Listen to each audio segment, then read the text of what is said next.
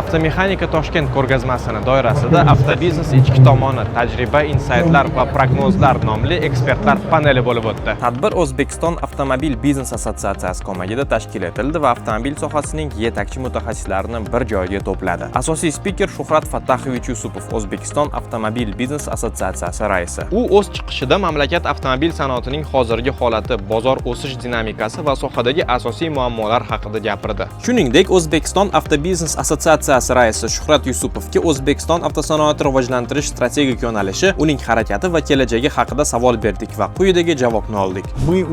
Avvalo shuni aytish kerak, biz allaqachon rivojlanish bazasini yaratdik. Joriy yilda 400 mingdan ortiq to'liq siklli avtomobillarimiz ishlab chiqarilishi kutilmoqda. Qanday bo'lishini aytish qiyin, lekin har qanday holatda ham bozorning erkinlashuvi va ochiqligi qandaydir chegaralarga ega bo'lishi kerak. Bozor darvozasini long ochib bo'lmaydi. Keyin biz Adem Global kompaniyasining tijorat direktori Aleksey Kurinkovga mijozlarimizning xulq-atvoridagi tendensiyalar haqida savol berdik.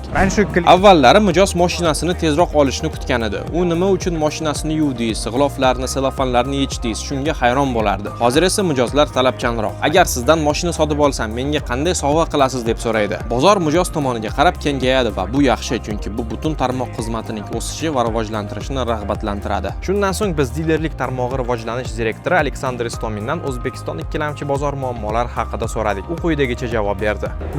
Ular ko'p, lekin asosiysi bozorni shaffoflashtirish imkoniyati, ya'ni bu tarixni avtomobillar bo'yicha jamlash imkonini beruvchi qandaydir vosita. Bu probekni o'zgarishi, mashina tarixini o'zgartirishining oldini olishga yordam beradigan qonunchilikdir. Bu hozircha asosiy chaqirim. Shuhrat Yusupovning so'zlariga ko'ra, bugungi kunda shu soha rivojiga bir necha omillar ta'sir qilmoqda. Davlat siyosati, raqobat, yangi texnologiyalar va xaridor madaniyatining o'zgarishi. Panelda shuningdek Qozog'iston va O'zbekiston mutaxassislari ishtirok etib, ikki bozor o'rtasidagi o'xshashliklar, farqlar va istiqbollar haqida fikr almashdilar. Avtobiznes ichki tomoni paneli O'zbekiston avtosanoati uchun yangi yo'nalishlar belgilab bergan muhim maydonga aylandi.